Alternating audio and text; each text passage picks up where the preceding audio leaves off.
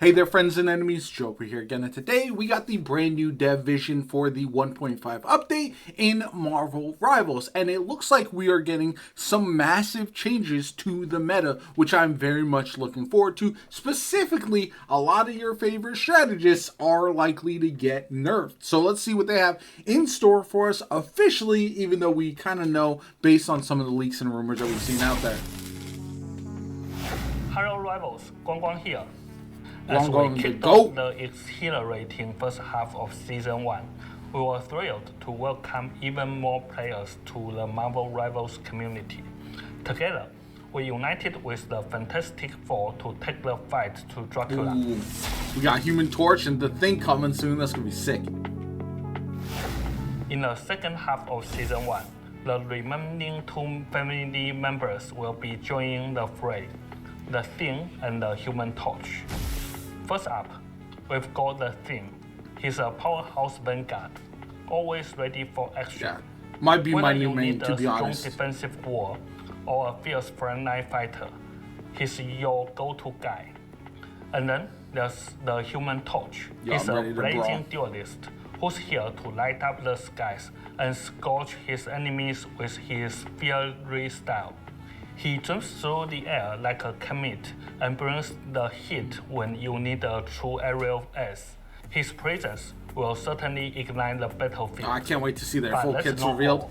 Prepare to explore the sinister depths of the Empire of Eternal Night in our new map, Central Park. The fact Venture into the just real quick, the fact that we are in a mid-season update getting a new map and two new characters is wild. I know this isn't the pace that we'll expect every single season, but it does feel very nice that we got a new map at the beginning of Season 1, two new characters. We also got a new map for the other game mode as well. So there's a lot to look forward to with what they're doing. And then that's not even to go over the upcoming events that they'll have this season as well.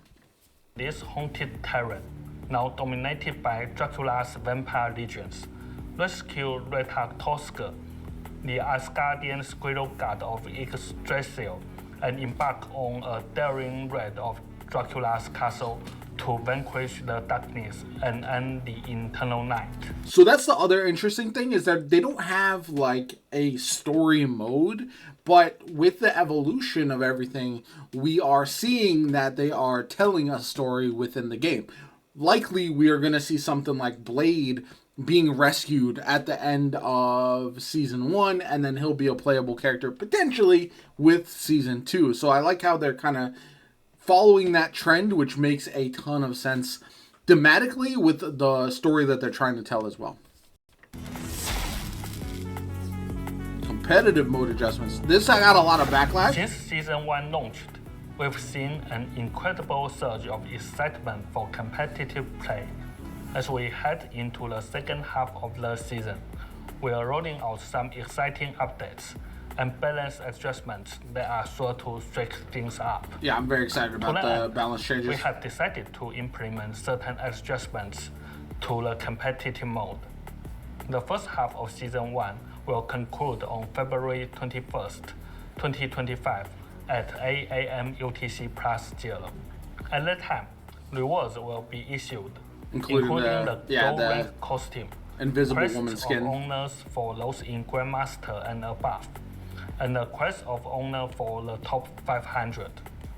When the second half of Season 1 kicks off, players will return their ranks and scores from the end So if you missed that controversy, they had originally said that we were going to drop down a couple ranks, but after backlash from the community, they're not going to do that in the mid-season. They'll just have you kind of drop down ranks at the end of every season instead. So I don't mind it either way, but I understand why people were upset.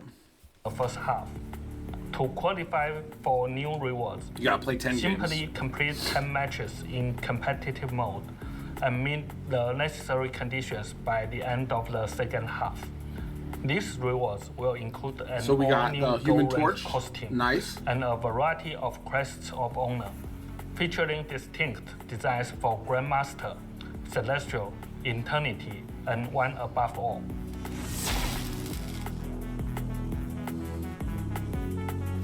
We've heard your feedback about access kernel tokens and how frustrating it can be when they don't carry over.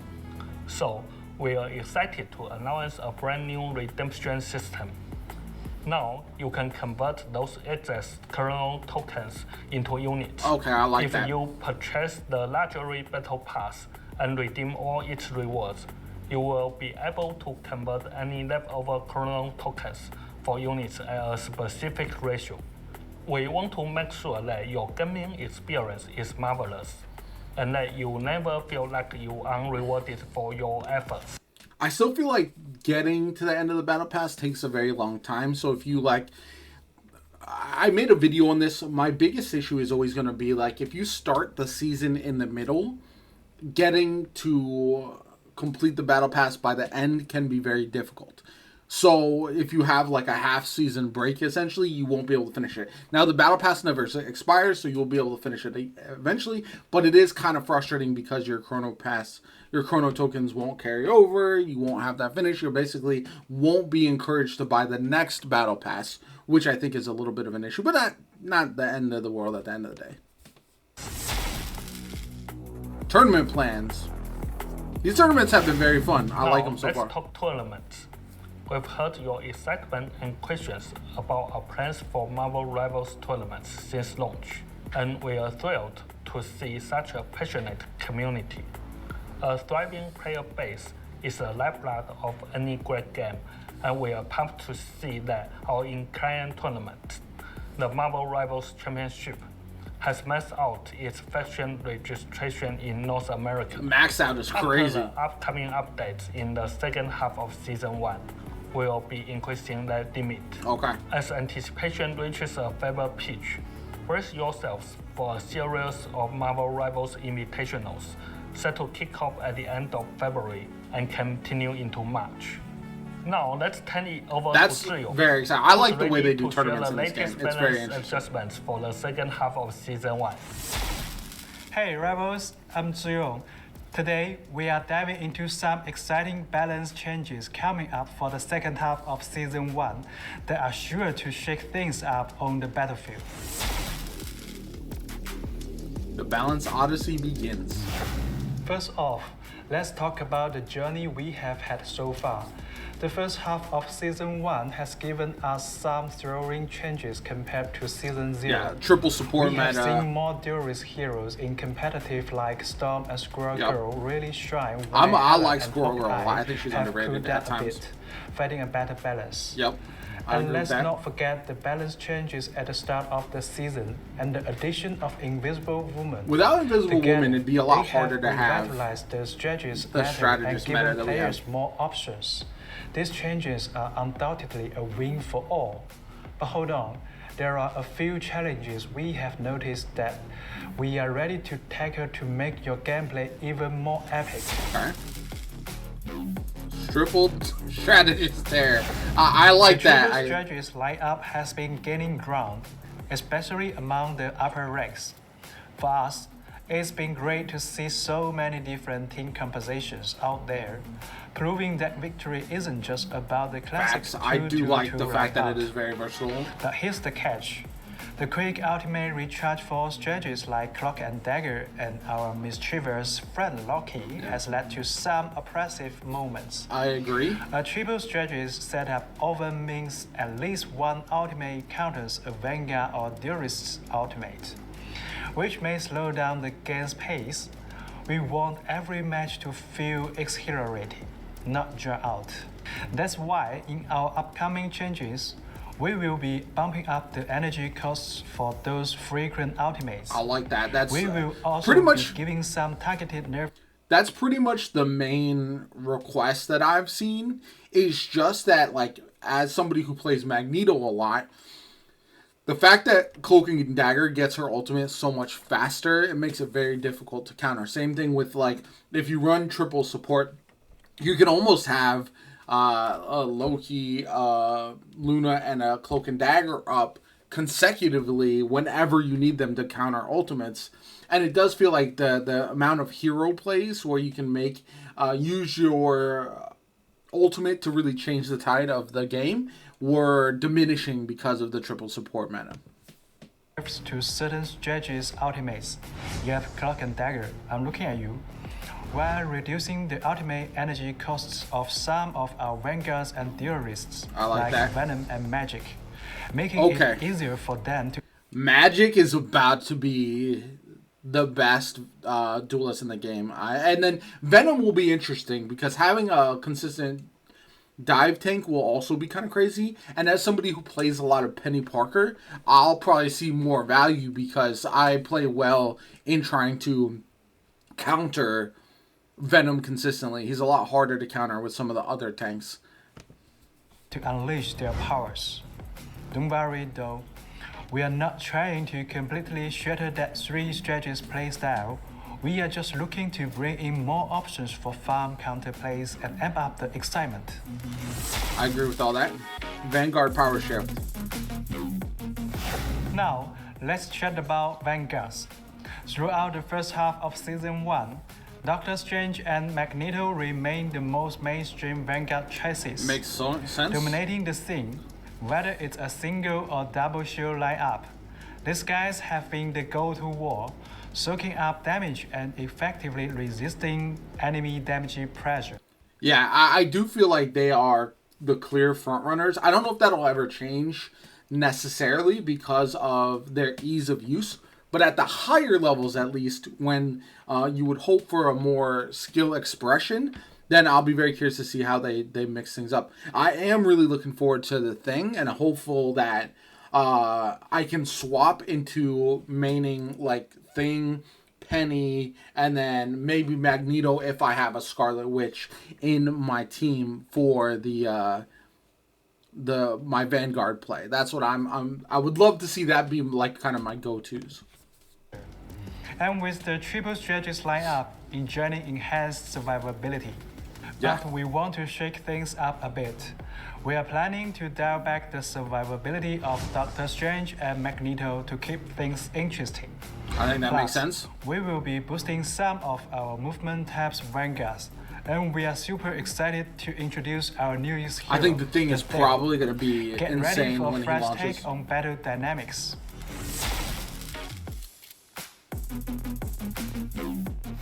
We have been closely analyzing pick and win rates across all tiers, using battle data and battle rates for our top tier heroes. With all this information in hand, we are making some targeted adjustments to certain characters. For example, Storm is getting a moderate trick to help her that find makes the sense. She's perfect been balance insane. again. Also, Moon Knight's ultimate is also getting a moderate trick to help him feel more balanced. I feel like with the nerf to his ultimate, Moon Knight eventually is going to need a bit of a buff because he does fall off extremely hard at the higher levels. However, kind of like Scarlet Witch and Iron Fist, they are characters who can absolutely dominate at the lower levels. And so you don't want them to be so insanely strong there just to allow them to be pretty good. Like there's some characters who their ease of use will make them perfect beginner characters and characters who can farm lower ranks, and then other characters who are naturally going to be more challenging but are going to rise up once you get to the highest levels of the game. Now, let's talk about the balanced schedule. We know it's been a bit longer than we wanted, and that's made it tough to tackle some big issues this season. So here's our plan. We are sticking to our overall balance adjustments schedule and rolling them out with our big updates for the first and second halves of each season. But going forward, we will also be keeping an extra close eye on the game environment throughout each half season. To make mid-season tweaks. If we spot any urgent issues in with one quick, smaller adjustment to keep everything running smoothly. I think that makes a lot of sense. Collector observes the innumerable matches. We will mainly be observing and only interfere during the season when necessary. Yeah. We are committed. I don't know if we've had any extreme outliers like that, and I don't mind a half of the season of a triple support meta if we know that at the mid-season update they are likely to fix it. The problem comes when I've seen with other games, like I played Destiny, I played Overwatch, where a meta lasts for 2 to 3 seasons. Now all of a sudden it feels really bad because it gets really stale. You see the same thing over and over and over again, and it just leads to a desire to want to play something different because you're seeing the same thing each and every game for 6 months out of the year. It doesn't make sense. So I like this, the idea to do the major changes at the mid-season and then beginning season updates, and then also some minor tweaks if necessary, but only for extreme outliers, like if something is absolutely broken. To being careful with these changes, because we want to keep the game to have a stable play environment. Nah, that makes sense.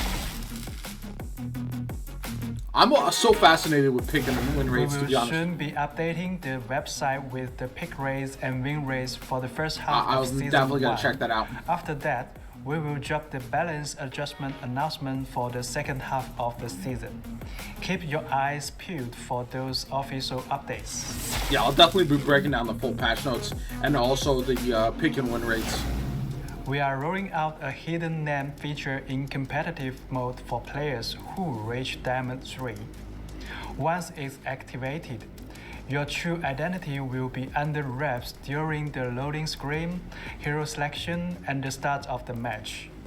Other players won't be able to see your name right away. I think that's interesting and for after like a short big names. period in the battle, your real name will pop back up. So the thing I don't like about this is it does feel like it's specifically going to get rid of target bans, which there are pluses and minuses to, but also I feel like I understand the stream sniping, the people who will get trolled because they're a big name in the community, and so I do get this, but I also, it feels like if you run into for Necros or something like that, you're going to want to ban Spider-Man. But now if you don't know it's him and you let him rock Spider-Man, now you're chalked. So it'll be interesting to see how this all shakes out.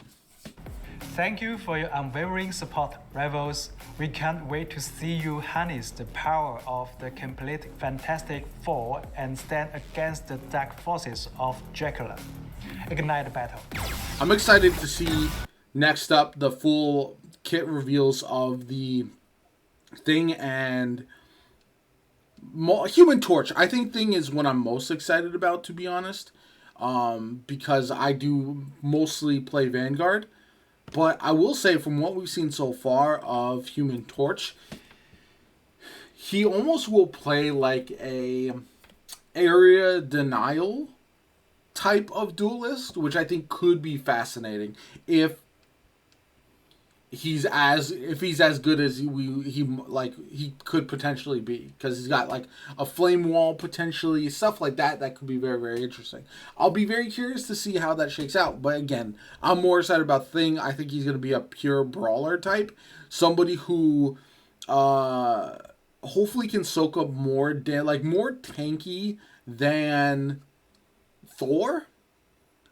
Doesn't have the range of all of his abilities, like doesn't have the range of his Thor force, but does have that ground smash that we kind of saw teased here, and also just is able to soak up more damage, which I think would make him a better frontline tank, because that's what we need, in my opinion. We have Groot, we have Magneto, we have Doctor Strange as well, but with Doctor Strange and Magneto getting nerfs, having an additional frontline tank I think will be good. We also do eventually need another dive tank, but we do have Hulk and Venom who are pretty solid at it. We have Thor, who kind of is more of a brawl type tank, but can target the backline as well. So very curious to see how this all shakes out, what the meta is. I'm excited to play this week with some of the new characters. So let me know what you're most excited about in the comments down below. Like the video as always, comment, subscribe. My name is Jopa.